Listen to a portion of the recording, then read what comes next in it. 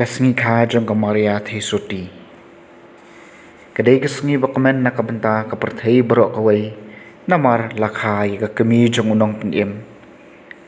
Da ka jingkha ka jingwan jong umesaya yaw balak mi lenti hir kalajan. Kamaria kadai kadang jong ka jingkermen jong kaperthai borok shitelum. Kajing puli na kitab umika nong itu lupa.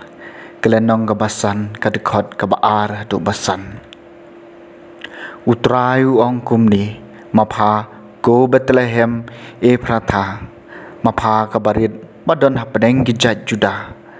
Napha unmi na kebenta jonga uta uban long unok sensyar halor ka Israel.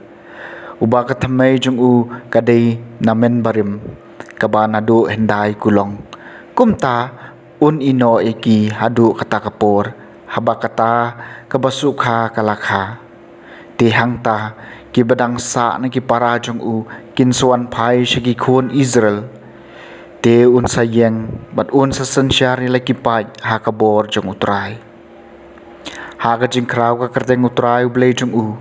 bat kin sa im da ka jing shngan na ba menta un salong ubakraw habaro shitalup ka perthai bat une un salong ka jing suk ka kten jong utrai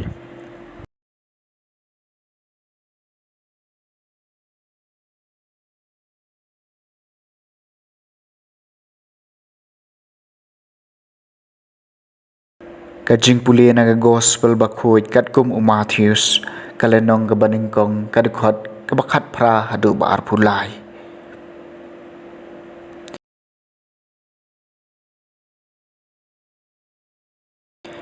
ka jingkha yaw Jesus Christ kalong kumni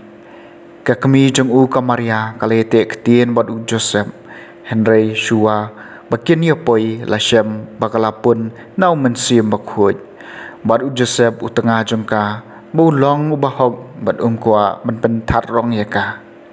ulamut ban pelait no yaka jarjar Henry kat bau dang perkhat shapang kani hakmi u angel utrai ulapau ha u ha ka jing po sniu ong ko Joseph ko khun u David WhatsApp ting ban shem ya kamaria ka tengah jompi naba yai tai balaseng ha haka ilong nau men siem bakhun kan khau khun bat phin khot kerteng ya u Jisu namar un pen im ya laki pai na ki pop jengki kani boro kalaja ba en pendep ya ka bau trai la kren dau nong ya thu lupa hakmi ka thei soti kan sapun khun bat kan sakha yo khun bat en khot kerteng ya u Emmanuel ka bamut ublei udon bat ngi ka gospel jong utrai